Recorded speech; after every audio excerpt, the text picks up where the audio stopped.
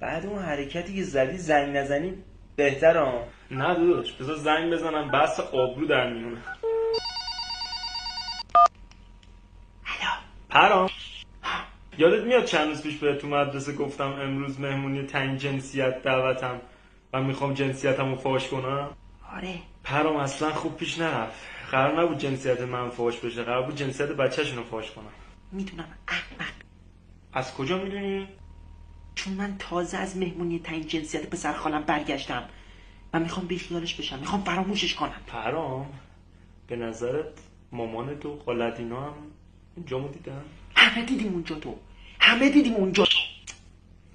ولی من از ته کیک اومدم بیرون. لخت آقا احمق. لختت به لختت تو کیک پریدی بیرون. شرمنده هم داداش.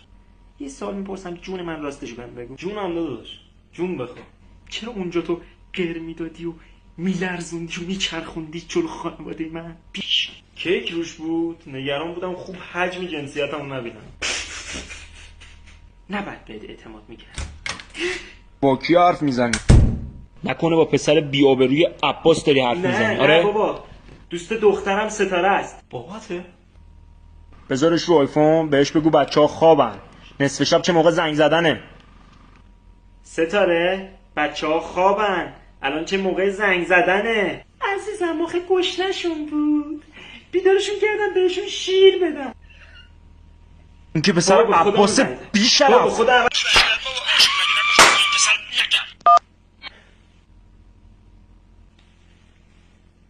دوست نداشتم صدای زجرشو بشنوم، بهش اذیتم میکرد. اونجاش که گفتم شیر نباید دست اینجا میزدم.